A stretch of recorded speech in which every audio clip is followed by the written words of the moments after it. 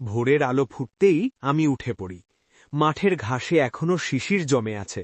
আমার গরুগুলো খামারে দাঁড়িয়ে আছে, যেন আমাকেই অপেক্ষা করছে। এই গরুগুলোই তো আমাদের সংসারের ভরসা। শুনছ, আজ একটু সাবধানে যেও। কাল রাতে শুনলাম জঙ্গলের পাশে নাকি কিছু চোর ঘোরাঘুরি করছে। আব্বা, আজ আমি তোমার সাথে যাব। আমি বড় হয়েছি, গরু চড়ানো শিখতে চাই। ভাইয়া, আমিও যাব। সারাদিন ঘরে বসে থাকতে ভালো লাগে না। না রে রিমি, তুই আম্মুকে কাজে সাহায্য কর। সোহেল আজ আমার সাথে যাবে। দেখ সোহেল, গরু চড়ানো শুধু লাঠি হাতে হাঁটা না, ধৈর্য লাগে, ভালোবাসা লাগে। আব্বা, আমরা কি কোনোদিন বড় খামার করতে পারবো? স্বপ্ন দেখতে দোষ নেই, চেষ্টা করলে সবই সম্ভব। রিমি, চালটা ধুয়ে রাখ। আজ ঘরে বেশি কিছু নেই, শুধু ডাল আর ভাত হবে। আম্মু, আমরা কি কোনোদিন ভালো খাবার খাবো, নতুন কাপড় পরবো? ইনশাল্লাহ মা, কষ্টের পরই সুখ আসে।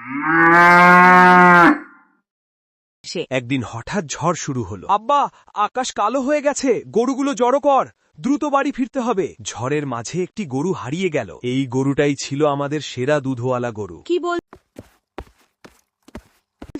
গরু হারিয়ে গেছে? হ্যাঁ, হয়তো চোর নিয়ে গেছে। আমাদের এখন কি হবে? রহিম, তুমি বহু বছর ধরে সৎ রাখাল, আমরা তোমাকে সাহায্য করব। আমরা সবাই মিলে কিছু টাকা তুলে দেব। জয়না বাপা, দুশ্চিন্তা কইলেন না, আল্লাহ ভরসা। গ্রামবাসীর সাহায্যে একটি নতুন বাছুর কেনা হলো। আব্বা, দেখো কি সুন্দর! এই বাছুর আমাদের নতুন শুরু। দেখেছো, মানুষের ভালোবাসাই সবচেয়ে বড় সম্পদ। আম্মু, আমি পড়াশোনা শিখতে চাই, বড় হয়ে শিক্ষক হব। আমার মেয়ে পড়বে, যত কষ্টই হোক আমি থামাবো না। আমাদের সংসারে এবার সত্যিই আলো আসবে। বাছুর বড় হয়ে দুধ দিতে শুরু করল।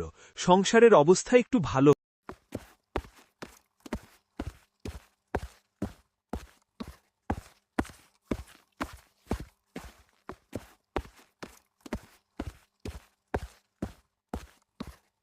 হলো। আব্বা, আমি এখন পুরোপুরি গরুর দেখাশোনা পারি। দুই আমার সত্যিকারের উত্তরাধিকারী। আমি পরীক্ষায় প্রথম হয়েছি। আমার মেয়ে একদিন বড় অফিসার হবে। আজ আমাদের ঘরে হাসি, একসময় যে ঘরে কষ্ট ছিল, আজ সেখানে স্বপ্ন। রাখালের জীবন সহজ না, কিন্তু সততা আর পরিশ্রম থাকলে আল্লাহ সাহায্য করেন। আমরা গরিব হতে পারি, কিন্তু আমাদের মন ধনী। পরিশ্রমই আমাদের শক্তি, ভালোবাসাই আমাদের সাহস। এই রাখাল পরিবারের গল্প শেখায় দারিদ্র মানুষকে থামাতে পারে না, যদি পরিবার একসাথে থাকে। স্বপ্ন দেখতে জানতে হয়, আর সেই স্বপ্নের জন্য লড়াই জানতে হয়।